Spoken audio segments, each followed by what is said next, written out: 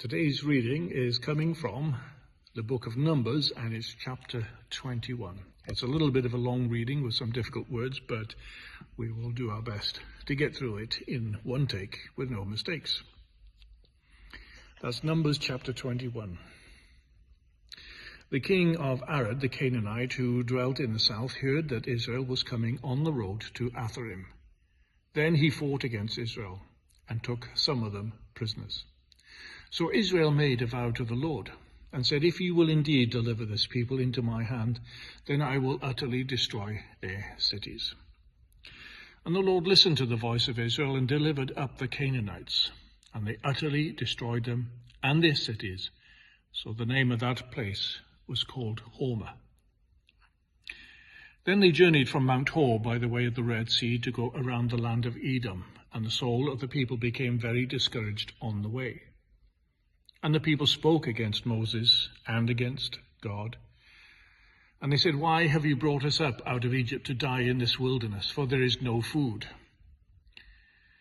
and there is no water, and our soul loathes this worthless bread." So the Lord sent fiery serpents amongst the people, and they bit the people, and many of the people of Israel died. Therefore the people came to Moses and said, "We have sinned, for we have spoken against the Lord and against you. Pray to the Lord that he may take away these serpents from us."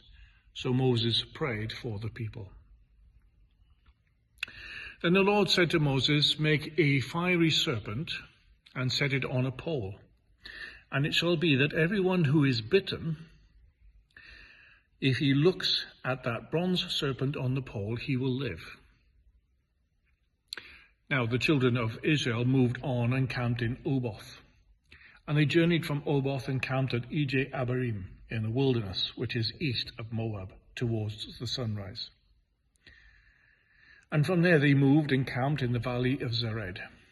From there they moved and camped on the other side of the Arnon, which is in the wilderness that extends from the border of the Amorites. For the Arnon is the border of Moab, between Moab and the Amorites.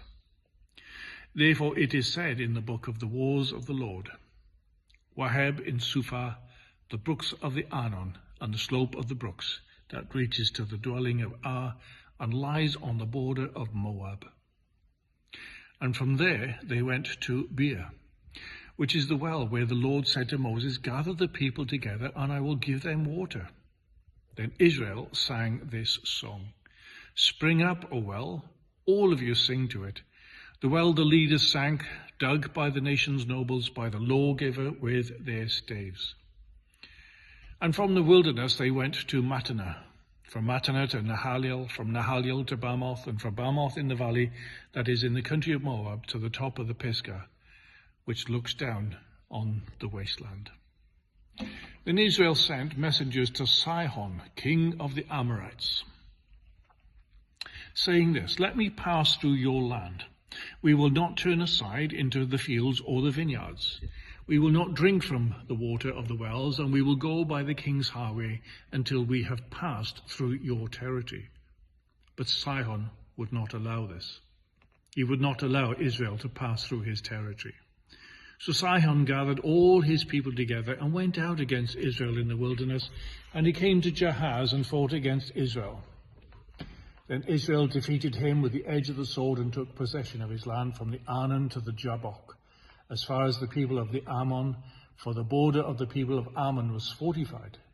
So Israel took all these cities, and Israel dwelt in all of the cities of the Amorites, in Heshbon and in all of its villages. For Heshbon was the city of Sihon, king of the Amorites, who had fought against the former king Moab, and had taken all his land from his hand as far as the Arnon. Therefore those who speak in Proverbs will say, "Come to Heshbon, let it be built. Let the city of Sihon be repaired." For fire went out from Heshbon, a flame from the city of Sihon. It consumed Ar of Moab, the lords of the heights of the Arnon.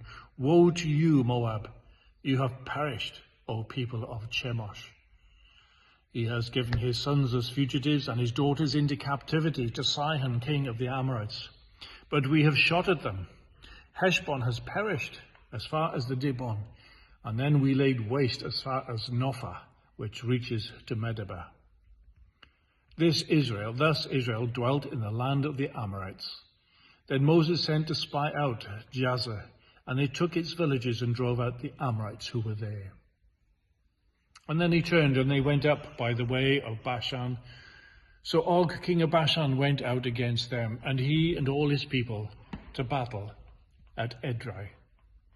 Then the Lord said to Moses, "Do not fear him, for I have delivered him into your hand with all his people and all his lands, and you shall do to him as you did to Sihon, king of the Amorites, who dwelt at Heshbon." And so they defeated him, his sons and all his people, until there were no survivor left him, and they took possession of all his lands. Numbers 21.